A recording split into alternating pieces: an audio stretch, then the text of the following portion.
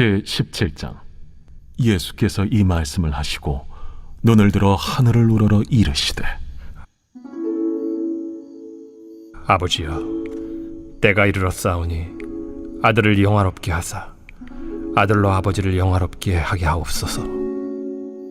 아버지께서 아들에게 주신 모든 사람에게 영생을 주게 하시려고 만민을 다스리는 권세를 아들에게 주셨음이로소이다. 영생은 곧 유일하신 참 하나님과 그가 보내신 자 예수 그리스도를 아는 것이니이다. 아버지께서 내게 하라고 주신 일을 내가 이루어 아버지를 이 세상에서 영화롭게 하였사오니, 아버지여, 창세전에 내가 아버지와 함께 가졌던 영화로서 지금도 아버지와 함께 나를 영화롭게 하옵소서. 세상 중에서 내게 주신 사람들에게 내가 아버지의 이름을 나타내었나이다.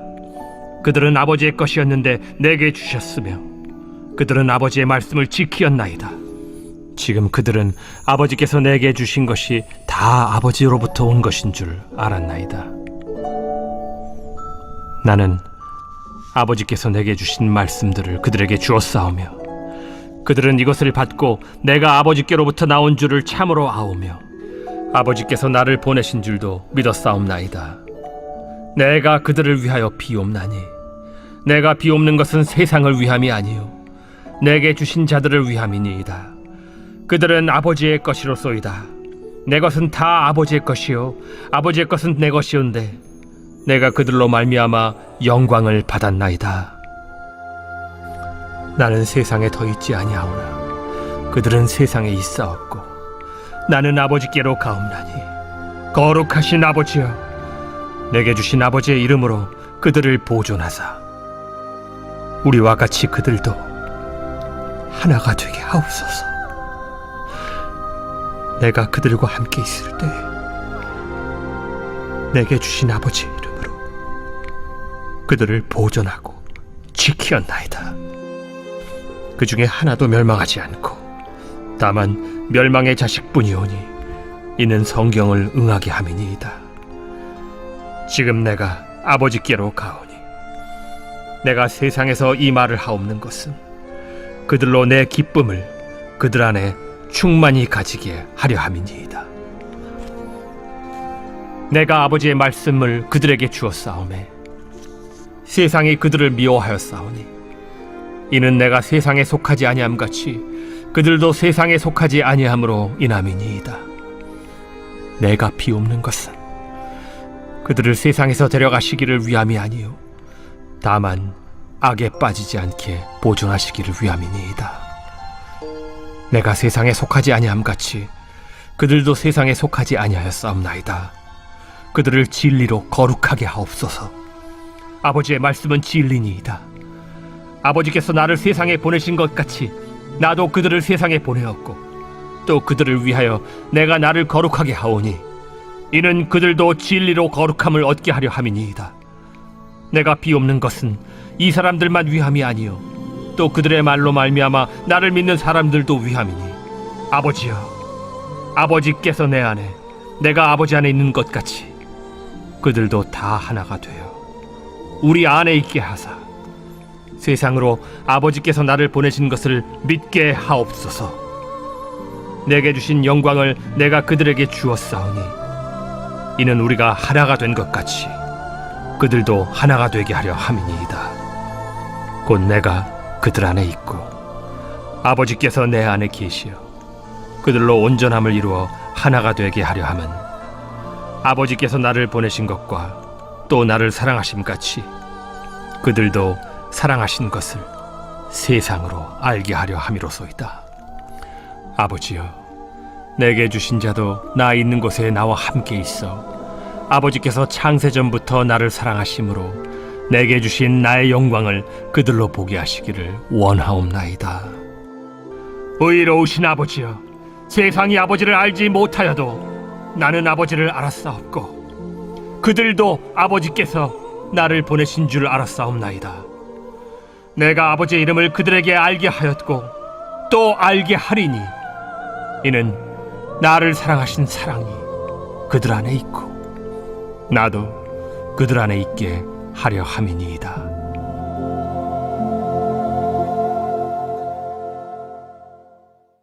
오늘 요한복음 17장 말씀 함께 나눠보도록 하겠습니다. 요한복음은 예수님의 재창조 사역을 보여주고 있습니다. 하나님께서 아담과 하와를 창조하셨지만 그들은 범죄하여 하나님과의 관계가 단절되었고 그들은 타락한 인간이 되었습니다. 하나님은 거룩한 신부, 온전한 순결한 신부를 원하시는데 이 신부를 되찾기 위해서 하나님이 육신을 입고 이 땅에 오셔서 이 잃어버린 신부들을 되찾는 작업을 하십니다. 이 신부를 되찾기 위해서 신부의 값을 지불해야 하는데 죄의 삭은 사망이기에 이 신부를 위한 대가는 생명, 죽음이어야 했습니다. 그래서 이것을 예수님께서 모든 인류의 죄를 대신하여 값을 지불하시는 십자가의 사역으로 이것을 완성해내시죠.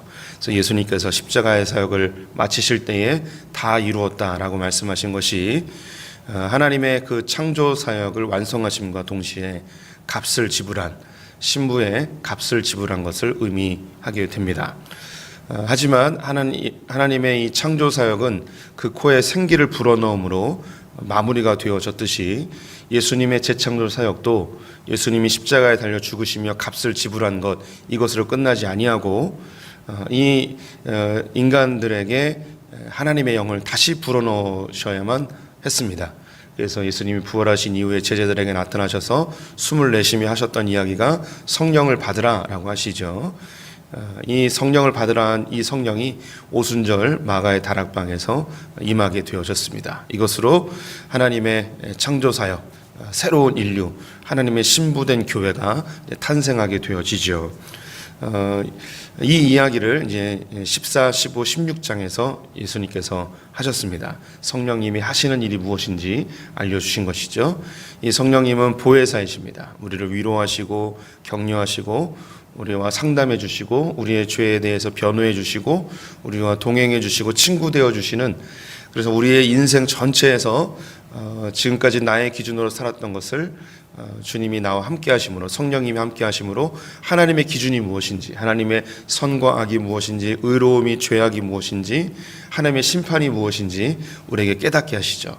이것을 가장 쉽게 표현하면 우리의 양심이 작동합니다. 그래서 하나님이 기뻐하시는 일을 하고자 하는 마음이 성령이 우리 안에 들어오시면 평생 주님 나라 갈 때까지 이것이 작동되어지죠. 성령님은 진리의 영이십니다. 그래서 우리에게 가르치시고 깨닫게 하시죠. 그래서 예수 그리스도에 대한 깨달음뿐만 아니라 우리의 인생을 해석할 수 있는 새로운 눈을 허락해 주십니다. 우리의 과거, 현재, 미래, 우리의 고난, 아픔, 우리의 상처, 이 모든 것들을 주님 안에서 해석할 수 있는 눈을 갖게 됩니다. 그리고 성령님은 증언하시는 영이십니다. 예수 그리스도에 대하여서 증언하시죠. 그래서 이것이 고린도전서 12장 3절에 성령이 아니고는 그 누구도 예수를 주라고 고백할 수 없는 그 능력이 발휘되어집니다. 우리가 성령이 우리 안에 임하시면 이 성령님이 예수님이 누구이신지 알려주십니다. 이 성령님이 우리 안에 오심으로 예수를 알게 되고 예수를 알게 되므로 하나님을 알게 되는, 그래서 이 삼위 하나님 안에 우리가 함께 동참하는 마치 사위 하나님처럼 이런 모습으로 우리가 완성이 되어지죠. 이 사위의 하나님, 우리가 하나님 안에 하나 되어짐, 이것을 오늘 17장에서 또 자세하게 설명하게 되는데요. 이 17장은 예수님께서 겟세마네 동산에 가시면서 하셨던 제자들을 위한, 그리고 자신을 위한 기도의 내용이 담겨 있습니다. 이 내용들은 다른 복음서에는 없습니다. 아마도 가장 옆에서 함께했던 이 사도 요한이, 다른 제자들은 듣지 못했어도 이 사도 요한만큼은 예수님이 겟세마네 동산에 올라가시기 직전, 십자가를 지시기 위해 군병들에게 잡히시기 직전에 하셨던 이 기도를 이 사도 요한은 듣지 않았는가 싶습니다. 그래서 여기에 담아 놓은 것 같은데요. 오늘 17장에는 예수님이 세 가지의 기도를 하십니다. 첫 번째는 자신을 위한 기도를 하시고, 두 번째는 제자들을 위한 기도를 하십니다. 그리고 세 번째는 제자들이 전도하여서 예수를 알게 된 사람들을 위한 기도를 하십니다. 그 제자들의 전도를 받아서 예수를 알게 된 사람들에는 우리도 포함이 되어 있는 것이죠. 그럼 먼저 예수님께서 자기 자신을 위하여서 기도하시는데요. 그 기도의 내용을 1절에서 보도록 하겠습니다.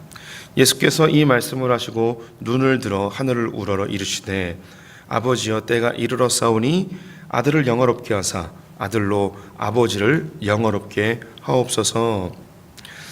예수님이 자기 자신에 대해서 기도하는 내용이 뭐냐면 나를 영화롭게 해달라는 거예요. 자신을 영화롭게 해달라고 합니다. 5절 말씀 하나 더 읽으면 아버지여 창세전에 내가 아버지와 함께 가졌던 영화로서 지금도 아버지와 함께 나를 영화롭게 하옵소서. 영화롭게 하다라는 이 단어는 영광스럽게 하다 뭐 이런 의미입니다. 이제 때가 되었는데 주님 이제 때가 되었습니다. 이제 아버지 나를 영광스럽게 하여 주십시오. 영화롭게 하여 주시옵소서. 우리 성도님들이 생각할 때 예수님이 영광스러워지는 건 어떤 상황일까요? 우리가 미스 코리아가 진이 되면 왕관 쓰고서 이 모든 영광을 하나님께 돌립니다. 이런 장면이 생각날 수도 있으시고 또 연예인들이 큰 상을 타면 이 모든 것을 하나님께 영광 돌립니다. 이런 표현도 생각날 수 있습니다. 예수님께서 나를 영화롭게 하여 주십시오. 나를 영화롭게 함으로써 하나님도 영광스럽게 되게 해 주십시오 라고 이야기합니다. 이 예수님이 영광스러워지는 게 무엇일까요? 예수님이 영화로워지는 것이 무엇일까요? 우리가 이제 영광이라는 단어를 이해하는 것은 쉽지는 않습니다. 우리가 이 세상에 살고 있기 때문에 이 세상에서의 영광은 높아지는 것 혹은 다른 사람보다 뛰어나지는 것 이런 것을 영광이라고 이해하기가 쉽죠. 근데 성경에서 이해하기는 영광은 뭐냐면 목적대로 사용되는 것을 영광이라고 이야기합니다. 하나님이 계획하고 목적하시는 것이 이루어지는 것을 영광이라고 이야기합니다. 그러면 하나님이 목적하고 계획한 대로 이루어지지 않는 것을 죄라고 이야기합니다. 여기 이제 물병이 있습니다. 이 물병이 가장 영광스러워질 때가 언제냐면 이 물병이 물병으로서 온전히 사용될 때 이것을 영광스럽다고 이야기합니다. 제가 이 물병을 우리 성도님들에게 던져버리면 이 물병은 영광스러운 게 아니죠.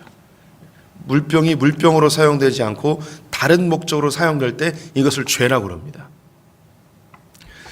하나님이 우리를 창조하셨습니다. 우리 인간을 창조하실 때에 하나님이 창조하신 목적을 성경에 아예 기록해 놓았습니다.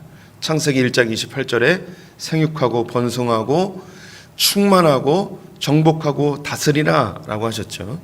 하나님께서 이 세상에 우리를 보내시며 선물로 주시며 하나님의 그 위인적 권위를 우리에게 그대로 주셔서 이 세상에 있는 모든 피조물들이 인간에게 통치되어지고 다스려질 때 우리는 우리의 뜻과 우리의 방법으로 나 스스로 하나님이 되고자 하는 것이 아니고 하나님의 뜻을 하나님의 방법으로 하나님의 질서대로 이 땅을 다스리는 것, 이것이 인간이 가장 영광스러워지는 것이죠. 그런데 아담과 하와는 스스로 영광스러워지기 위해서 선악과를 따먹음으로 스스로 하나님이 되고자 했습니다. 이것을 죄라 이야기하는 것이죠. 나무가 가장 영광스러울 때 나무가 나무로서의 역할을 잘 감당하면 영광스럽습니다. 사과나무가 있습니다. 사과나무가 가장 영광스러울 때는 사과나무에 아름다운 사과 열매가 맺히면 영광스러운 것이죠. 근데 사과나무에 사과가 안 열리고 바나나가 열렸습니다. 세상에 이런 일이 이 촬영팀이 와서 이 사과나무를 막 촬영하는 겁니다. 바나나가 열렸다고. 세계의 특종이 되겠죠. 그런데 이 바나나를 맺은 이 사과나무에 대해서 그 누구도 이 사과나무가 영광스럽다고 하지 않습니다. 신기하다고는 하겠죠. 근데 영광스럽다고는 하지 않습니다. 그런데 농부에게 이 사과나무가 가장 사랑스럽고 가장 영광스러운 때는 언제냐? 사과나무에서 아름다운 사과 열매가 잘 맺히면 영광스러운 것이죠. 그럼 예수 그리스도에게 가장 영광스러운 건 뭘까요? 예수님의 가장 영광은 하나님이 예수님을 이 땅 가운데 보내신 목적이 이루어지는 그때가 바로 영광스러운 때입니다. 하나님께서 그의 아들 예수 그리스도를 이 땅에 보내신 이유는 모든 인류의 죄를 짊어지고 십자가에 달려 죽으심으로 이 죄의 문제가 해결되어지는 그때가 가장 영광스러운 것입니다. 그래서 이 예수님께서 나로 하여금 아버지의 때가 되었사오니 영화롭게 하여 주십시오. 영광스럽게 해주십시오. 이 고백은 십자가를 앞에 둔 예수님께서 하나님, 이 십자가를 지는 것이 너무나 고통스럽습니다. 이제 이 겟세마네 동산에 올라가면 유다가 데려고 온 군병들이 나를 기다리고 있을 텐데 이 십자가 앞으로 내가 달려가는 것이 너무나 힘들고 고통스럽습니다. 하지만 주님 나를 도우셔서 나를 영화롭게 해주십시오. 내가 이 땅 가운데 보내진 그 목적이 완성될 수 있도록 나를 도와주십시오.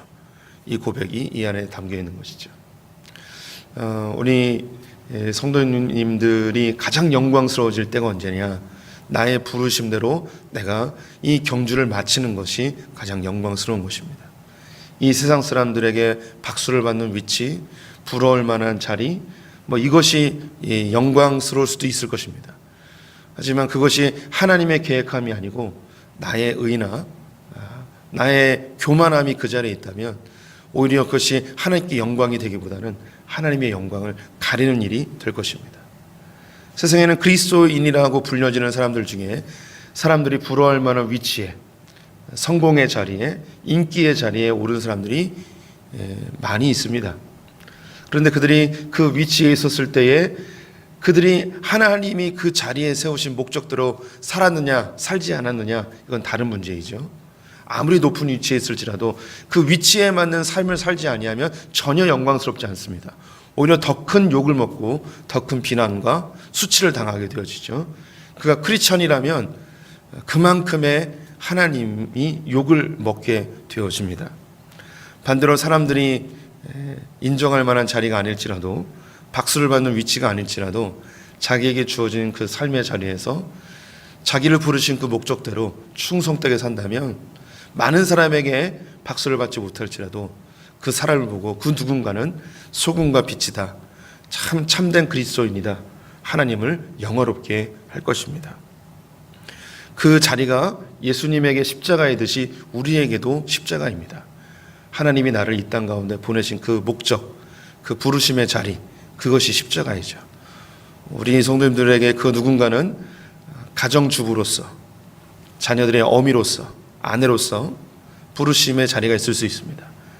누군가처럼 밖에 나가서 많은 돈을 벌지 못하고 또 이 세상의 사회생활을 하면서 그렇게 식견도 넓혀지지 못하였지만 그냥 집에 있는 그 몇 평 되지 않는 집에서 그냥 아이들만 보면서 살만한 나의 삶, 소비되어지는 것 같고 낭비되어지는 것 같은 그런 삶이겠지만 하나님 안에서는 그것이 가장 영광스러운 자리가 되는 것이죠. 어떤 분들은 한 가정의 가장으로서 경제력을 책임지며 가정의 아비로서, 남편으로서 살아가는 분들도 있습니다. 세상에 부러움을 살 만한 그런 위치가 아닐지라도 내가 가장으로, 아빠로, 남편으로 부름받은 그 부르심이 바로 십자가이고 이것을 충성스럽게 감당한다면 그것이 바로 영광스러운 자리이죠. 저는 목사입니다. 누구나가 다 욕심이 있듯이 저 역시 이름을 날리고 사람들에게 인정받고 박수받고 그런 영향력 있는 그런 목회자가 되고 싶은 마음이 왜 저에게 없겠습니까? 하지만 그것이 하나님을 영화롭게 하는 것이 결코 아니죠. 소위 유명하고 스타 목사님들이 얼마나 많이 이 세상에 스쳐 지나갔습니까? 그들을 하나님께 영화롭게 한 분들도 있지만 오히려 그 인기 때문에 몰락하여 하나님의 이름을 더 수치스럽게 한 사람들이 우리에겐 더 많이 기억될 것입니다. 목회자가 하나님 앞에 정말 영광스러운 그 순간은 내게 주어진 그 목회의 사명을, 내게 주어진 그 양떼들을 잘 목양하는 것이 가장 영광스러운 게 아닌가 싶습니다. 예수님께서 나를 영화롭게 해주십시오 라고 했던 이 영광은 바로 십자가인 것이죠. 두 번째로 제자들을 위해서 기도하시는데요, 9절 말씀을 보시면 내가 그들을 위하여 비옵나니 내가 비옵는 것은 세상을 위함이 아니요 내게 주신 자들을 위함이니이다. 그들은 아버지의 것이로소이다. 두 번째 기도는 그들을 위한 기도입니다. 그들은 예수님에게 주어진 제자들이죠. 어쩌면 우리가 이 안에 포함되어질 수도 있습니다. 예수님께서 우리를 위해서 기도해 주고 계시는데 이 기도는 지금도 유지되어지고 있습니다. 예수님께서 우리에게 참된 중보자 되셔서 예수님 오른편에 앉으셔서 우리를 위해 지금도 기도해 주고 계시죠. 이 기도는 더 효과가 있는 것이 예수님이 하나님의 눈앞에 자기의 못자국 난 손바닥을 내보이시며 하나님, 내가 이 부족한 이 사람을 위해서 내가 죽었습니다. 이 사람을 주님께서 긍휼히 여겨주십시오 라고 지금도 기도하십니다. 그러면 예수님께서 제자들을 위하여 뭐라고 기도하셨을까요? 그것이 11절에 있습니다. 11절 후반부에 보시면 아버지여 내게 주신 아버지의 이름으로 그들을 보존하사 우리와 같이 그들도 하나가 되게 하옵소서. 15절에 보시면요, 내가 비옵는 것은 그들을 세상에서 데려가기 위함이 아니요 다만 악에 빠지지 않게 보존하시기를 위함이니이다. 예수님께서 제자들을 위해서 기도하는 내용은 뭐냐면 그들을 보존해 주십시오입니다. 보존은 목적과 계획이 완성될 수 있도록 주님이 지켜주시는 것입니다. 제가 굉장히 좋아하는 말이고 기도할 때에 많이 사용되는 말입니다. 제가 우리 새 아들들을 위해서 기도할 때 제일 많이 사용하는 것이고 우리 성도님들은 인지하지 못하셨겠지만 우리 교회에 처음 태어난 아이들이 저에게 이제 축복 기도를 받죠. 그럼 이 축복 기도할 때 꼭 사용하는 말이 이 보존입니다. 또 성례식을 할 때 학습을 받거나 세례를 받는 분에게 기도할 때 제가 꼭 하는 말이 이 보존입니다. 하나님, 이 영혼을 주님께서 보존하여 주십시오. 하나님의 목적과 계획이 완성될 수 있도록 보존해 주십시오. 사단은 예수 그리스도가 십자가를 지지 못하게 미혹하였습니다. 그런데 예수님께서는 그것을 승리하시고 십자가를 지셨죠. 그런데 이 사단은 예수 그리스도를 정복하지 못함으로 요한계시록 12장에 보면 예수를 낳은 여자와 여자가 낳은 또 다른 자녀들을 공격합니다. 바로 교회와 성도들을 공격하는 것이죠. 그래서 우리가 사단의 공격에 늘 노출되어 있습니다. 그래서 우리에게 주어진 이 영광스러운 자리를 주님께서 완성하지 못하도록 사단이 우리를 미혹하죠. 아담과 하와를 공격하여서 선악과를 따먹게 했듯이 우리를 끊임없이 공격합니다. 우리의 힘으로는 이 사단의 미혹을 이겨내기가 어렵습니다. 주님이 우리를 보호해 주셔야 돼요. 보존해 주셔야 돼요. 보존해 주셔야 돼요. 우리를 보호하고 안전하게 지켜주셔야만 우리가 이 주어진 이 믿음의 길, 영광스러운 이 십자가의 길을 끝까지 걸어갈 수 있게 되어집니다. 우리가 주님이 우리를 거룩하게 보존해 주셔야만 이 삼위일체의 공동체 안에 우리가 포함되어질 수 있습니다. 제가 11절 말씀 다시 읽어드리겠습니다. 나는 세상에 더 있지 아니하오나 그들을 세상에 있사옵고 나는 아버지께로 가옵나니 거룩하신 아버지여 내게 주신 아버지의 이름으로 그들을 보존하사 우리와 같이 그들도 하나가 되게 하옵소서. 성부 성자 성령이 하나가 되신 것처럼 이들도 제자들도 우리 성도들도 이 성부 성자 성령이 하나 되신 이 사랑의 서클 안에 그들도 우리와 같이 하나가 되게 해주십시오. 그들도 우리 안에 있게 해주십시오 라고 기도합니다. 이 하나님의 사랑의 공동체 안에 있기 위해서는 우리가 거룩해야 됩니다. 그래서 주님, 우리 이들을 거룩하게 보존해 주십시오. 지금도 예수님께서는 보좌 우편에서 우리 성도님들을 위해서 저를 위해서 지금도 중보해 주고 계십니다. 주님, 우리 누구누구를 김 집사를 박권사를 주님 꼭 지켜주십시오. 거룩하게 보존해 주십시오. 악에 빠지지 않게 보호해 주십시오 라고 기도해 주고 계시는 것이죠.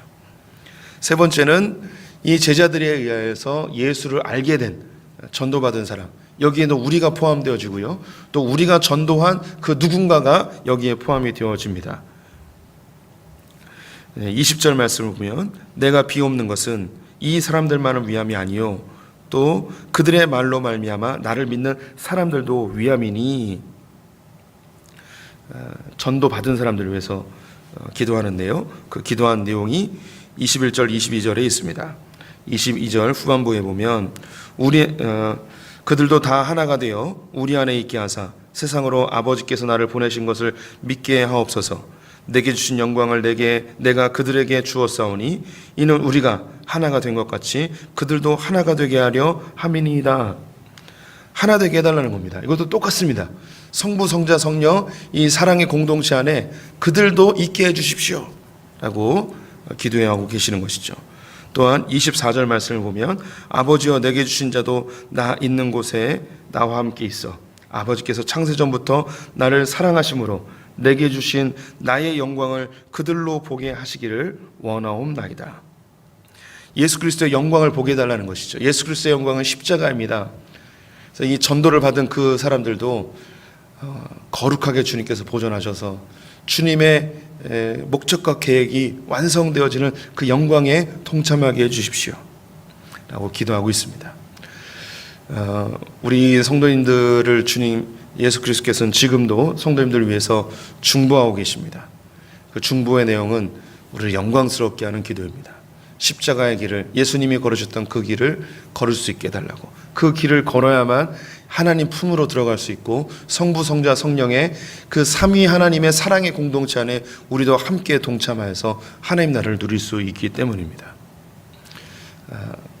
우리 성도님들이 이 세상에 많은 미혹과 시험과 우리를 쓰러뜨리게 하는 많은 걸림돌 가운데 살아가십니다. 그래도 우리가 두려워하지 않아도 될 것은 예수 그리스도, 나보다 먼저 걸어가신 그 십자가의 길을 통과하신 그 주님이 나를 위하여 지금도 하나님 우편에서 기도해주고 계시다는 것입니다. 그 기도의 궁극적 목적은 성령, 성부, 성자 하나님 안에 우리를 함께 동참하여 하나가 되게 하는 그 에덴 동산에서 꿈꾸셨던 성부, 성자, 성령의 그 사랑의 공동체 안에 삼위일체를 확장시켜 사위일체의 그 공동체 안에 우리를 다시 회복시키기 위한, 성부, 성자, 성령 하나님의 신부로서 우리를 초대하기 위한 그 작업을 주님이 하고 계십니다. 그래서 그분이 우리의 임마누엘 되시고 보혜사 되어 주시는 것이죠. 우리 성도님들, 주님이 우리와 늘 함께 하십니다. 우리를 위해 중보하고 계십니다. 성령을 보내서 우리를 보존해 주고 계십니다. 우리가 담대하게 믿음 생활 끝까지 승리하시는 분들 되시기를 축원드립니다. 기도하겠습니다. 우리를 위하여 지금도 중보하고 계신 주님 감사합니다. 우리는 마땅히 구할 바를 알지 못하지만 우리 안에 계신 성령님께서 우리를 위하여 지금도 탄식하시며 우리를 위해 기도해 주고 계심을 감사합니다. 아들을 보내시고 성령을 보내시어 하나님의 그 사랑의 공동체 안에 우리를 초대해 주신 성부 하나님 감사합니다. 우리는 마땅히 갈 바를 알지 못하지만 예수 그리스도께서 걸으셨던 그 길을 우리가 조금 흉내내며 걸어보려 합니다. 우리를 보존하시어 그 아름다운 사랑의 공동체에 그 마지막 주님 오시는 그 순간에 우리 모두가 다 동참할 수 있도록 우리를 보존하시고 인도하시고 거룩하게 지켜 주시옵소서. 오늘 하루 주님께 의탁드리며 예수님의 이름으로 기도드렸습니다. 아멘.